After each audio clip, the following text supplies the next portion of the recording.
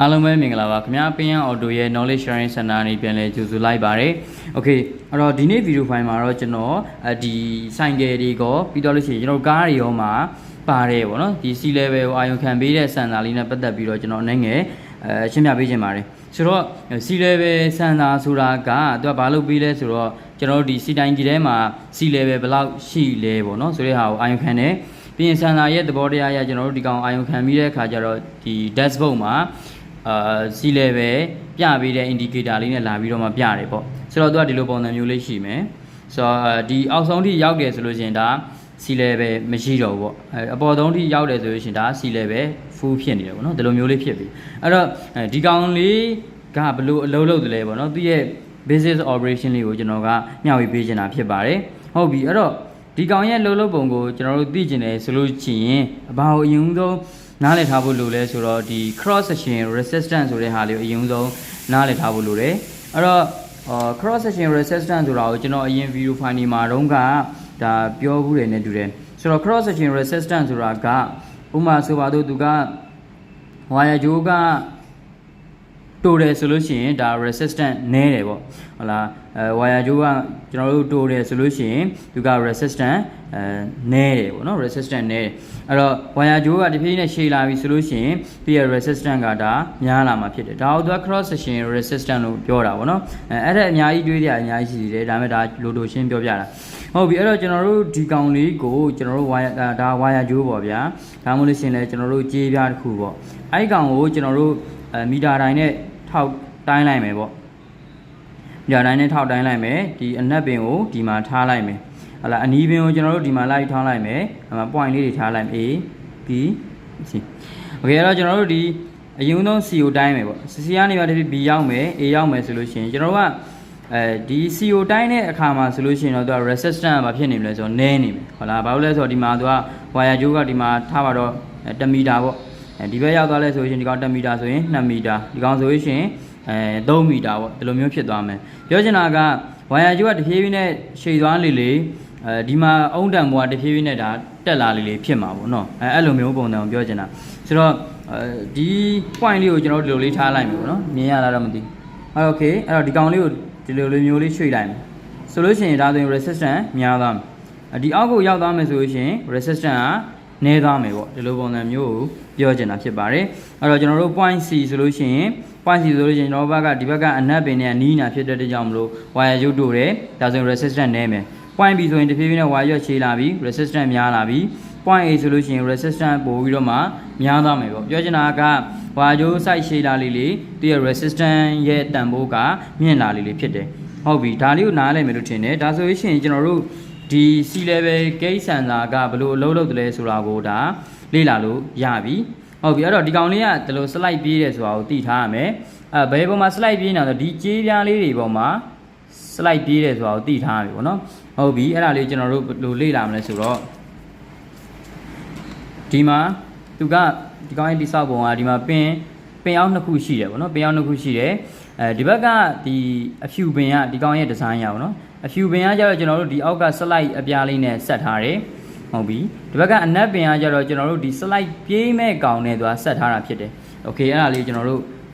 ပုံဆွဲကြည့်လိုက်မယ်ပေါ့နော်အကြမ်းမြင်ဆွဲမယ်ဟုတ်ပြီအဲ့တော့ဒီကောင်ကကျတော့အောက်ကဒီအောက်ကဟို slide ပြားပေါ့နော်အောက်က slide ပြားဟုတ်ပြီအဲ့ကောင်ကwire ကြိုးတစ်ပင်ထွက်မယ်โอเคwire ကြိုးတစ်ပင်ထွက်မယ်နောက်တစ်ခုကကျတော့သူက slide ပြေးမဲ့ကောင်နော် slide ပြေးမဲ့ကောင်တစ်ခုရှိမယ်သူကဒီလိုမျိုးပေါ့ဒီကောင်ကဒီမှာ float ရှိမယ်ပေါ့နော် float ဆိုတာကျွန်တော်တို့ရေပေါ်တဲ့ကောင်ပေါ့ဒီကောင်လေးကိုပြောချင်တာပေါ့နော်ဟုတ်ပြီအဲ့ကောင်ရှိမယ်အဲ့ဒီကောင်ကနေပြောလေ wire ပင်တစ်ပင်ထွက်မယ်ဟုတ်ပြီနော် wire ပင်တစ်ပင်ထွက်မယ်အဲ့တော့သူကဒီ float လေးကအောက်ကိုကျသွားမယ်ဆိုပါတော့ကျွန်တော်တို့ဒီ point ဆိုလို့ရှိရင်နီးတယ်ပေါ့ဒါဆိုလို့ရှိရင် resistance နည်းမယ်အောက်ရောက်သွားမယ်ဆိုလို့ရှိရင်သူရဲ့ resistance ကများသွားမယ်ပေါ့ပြောချင်တာကျွန်တော်တို့ဒါဆိုလို့ရှိရင်ဒီကနေရောမီတာတိုင်းနဲ့ထောက်တိုင်းလိုက်မယ်ပေါ့မီတာနဲ့ထောက်တိုင်းလိုက်မယ်ဆိုလို့ရှိရင်ကျွန်တော်တို့ဒီ point C ကိုရောက်သွားမယ်ဆိုလို့ရှိရင် resistance ကများသွားမယ်point B ဆိုလို့ရှိရင် resistance နည်းသွားမယ်ဟုတ်လား point A ဆိုလို့ရှိရင်ဒါ resistance ကပိုပြီးတော့မှနည်းသွားမယ်ပေါ့ဒီလိုပုံစံမျိုးလေးဖြစ်ပါတယ် အဲ့တော့ဒီကောင်လေးကကြတော့ဒီကောင်လေးကတော့ဒါ float ပေါ့နော်ဒီကောင်လေးက float ရေပေါ်တဲ့ကောင်ပေါ့ဗျာဒီကောင်လေးကကြတော့ဒီထဲမှာသူက slide ပြေးတယ်ကောင်လေးပေါ့နော်ဒီကောင်လေး slide ပြေးမဲ့ကောင်လေးအဲ့တော့သူကဒီ slide မှာသူကဒီ wire လေးနဲ့ဆက်ထားတာအဲ့လိုကျွန်တော်တို့တစ်ချက်မီတာလိုင်းနဲ့ထောက်တန်းယူလိုက်မယ်ပေါ့နော်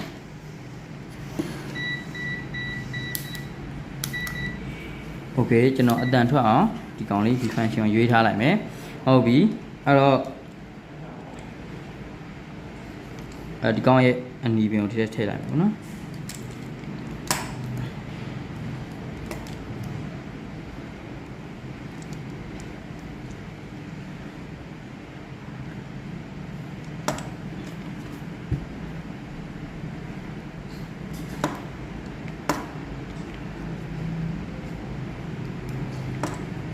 sorry ပါ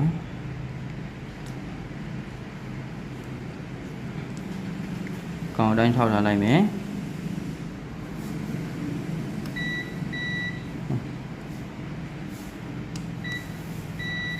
โอเคဒါဆိုရင်အဲ့ဒီ11နဲ့ဒီအနက်ပင်နဲ့က connection ရှိနေတယ်ပေါ့ sorry ပါကျွန်တော် video file ရိုက်တာနည်းနည်း close ဖြစ်တယ်အဲ့တော့ဒီအဖြူပင်ပေါ့နော်အဖြူပင်ကကြတော့ဘယ်ကောင်လဲဆိုတော့ဖြူပင်ကကြတော့ကျွန်တော်တို့ဒီအောက်က slide ပြားပေါ့ slide ပြားတော့သူကအုံးနဲ့တက်မှာပေါ့နော်ဒီကောင်က slide ပြား okay ဒါလေးကဒီအဖြူပင်ကကြတော့ slide ပြားဟုတ်လားဒီကောင်ကအဖြူပင်ဒီကောင်ကဒီကောင်ရဲ့ design ရပါတော့ဒီကောင်ကအဖြူပင်ဒီကောင်ကကြတော့အနက်ပေါ့နော်ဟုတ်ပြီအဲ့တော့ကျွန်တော်တို့ဒီအဖြူနဲ့အနက်ကိုကျွန်တော်တို့မီတာနဲ့ထောက်ပြီးတော့ဒီကောင်လေးကိုကစားလိုက်မယ်ဆိုရင်ဒီ flow အပေါ်တက်လာမယ်ဆိုလို့ရှိရင် resistance နည်းသွားမယ်အောက်ကိုကျလာမယ်ဆိုရင် resistance များသွားမယ်ပေါ့အဲ့ဒါလေးကျွန်တော်တို့တစ်ချက်ကလစ်ကြည့်အောင်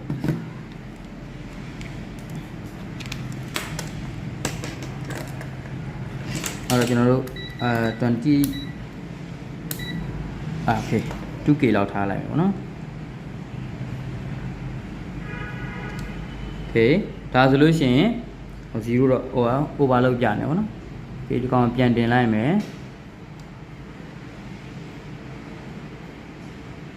โอเคကောင်မပြနိုင်ဘူးเนาะ 2k လောက် 20k လောက်ထားလိုက်ဒါဆိုရင်0 sorry ပါ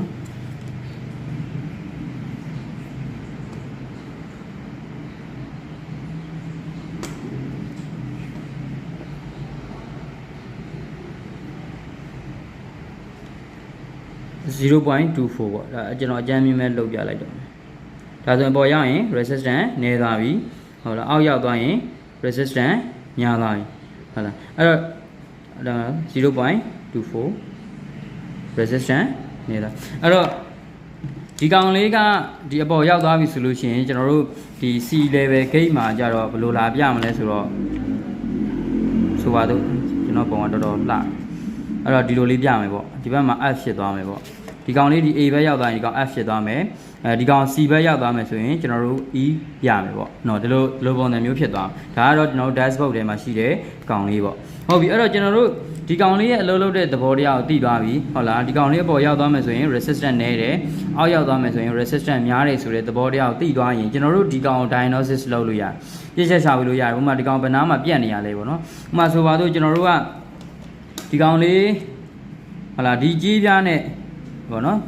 ကြီးပြားလို့ပဲလွယ်ခေါ်လိုက်လို့နော်တကယ်တော့ကြီးပြားမဟုတ်ပါအဲ့ကြီးပြားကြားမှာသူက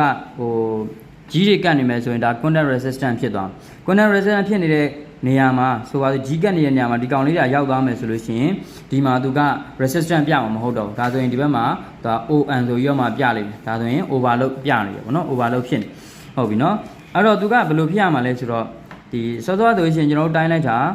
maybe 0.24 ကနေပြီးတော့မှဒီထိကိုတဖြည်းဖြည်းနဲ့သူ့ရဲ့ resistance ကကျသွားရမယ်ပေါ့နော်အဲ့လိုမျိုးဟုတ်ပဲနဲ့ 0.24 ဖြစ်သွားလိုက် ON ပြလိုက်0.3 ဖြစ်လိုက်ဒီဘက်မှာ ON ပြလိုက်ဆိုရင်တော့ဒါတိတ်မဟုတ်သေးဘူးပေါ့နော်ဒါဆို ON ပြတဲ့နေရာမှာဒါcontact resistance ဖြစ်နေတယ်ပေါ့ဒါမျိုးကျွန်တော်တို့ကသိထားရမယ်အဲ့တော့အကုန်လုံးက basic ပါပဲပေါ့နော်အဲ့တော့အခြေခံနားလည်ထားဆိုလို့ရှိရင်ကျွန်တော်တို့ဒီကောင်တွေကိုပြည့်ချက်ရှာဝေးရတာအရန်နဲ့လွယ်သွားပါတယ်ဟ ဟုတ်ပြီအဲ့တော့ဒါကတော့တကယ်တမ်းဆိုင်ကရဟာဖြစ်မယ်ပေါ့နော်စက်ခန်းလေးကတွေ့လာတယ်ယူလာအဲ့ဒါဆိုင်ကရဟာဖြစ်မယ်အဲ့တော့ဆိုင်ကရပဲဖြစ်ဖြစ်ကားဟာပဲဖြစ်ဖြစ်အကုန်လုံးကအတူတူပဲပေါ့နော်ဒီကောင်လေးကအလုံးလုံးတဲ့အခြေခံသဘောတရားတော့အတူတူပဲဘယ်ပေါ်အခြေခံတာလဲဆိုတော့ဒီ connect resistant ပဲတကယ်တမ်းတော့ဝါကျိုးရှည်တယ်ဆိုလို့ရှိရင် resistant များမယ်ဝါကျိုးတိုးတယ်ဆိုလို့ရှိရင် resistant နည်းတယ်ဆိုတော့ဒီ connect cross section resistant ပေါ်ကိုမိခိုပြီးတော့မှဒါပြုလုပ်ထားတာဖြစ်ပါတယ်ပေါ့နော်အဲ့တော့ဘာနဲ့လဲစဉ်းစားလို့လည်းရလဲဆိုကျွန်တော်တို့ဒီ variable resistor ဆိုတဲ့ VR တွေနဲ့ပေါ့နော်လက်လှည့်တဲ့ဟာလေးနဲ့လည်းစဉ်းစားလို့ရပါတယ်ဒါကတော့ကျွန်တော်တို့ဟိုဘယ်လိုပြောရမလဲအလွယ်ဆုံးနည်းပေါ့နော်အလွယ်ဆုံးနည်းနဲ့တော့ရှင်းပြပေးတာဖြစ်ပါတယ်โอเคအဲ့တော့အားလုံးပဲနားလည်မယ်လို့ထင်တယ်နည်းနည်းရှုပ်တော့ရှုပ်သွားတယ်ဗီဒီယိုဖိုင်ကโอเคအားလုံးပဲအဆုံးထိကြည့်ပေးတဲ့အတွက်ကျေးဇူးတင်တယ်အားလုံးပဲစိတ်ချမ်းသာခြင်းကိုယ်ကြီးချမ်းသာခြင်းများနဲ့ပြည့်စုံကြပါစေခင်ဗျာအားလုံးကိုကျေးဇူးတင်ပါတယ်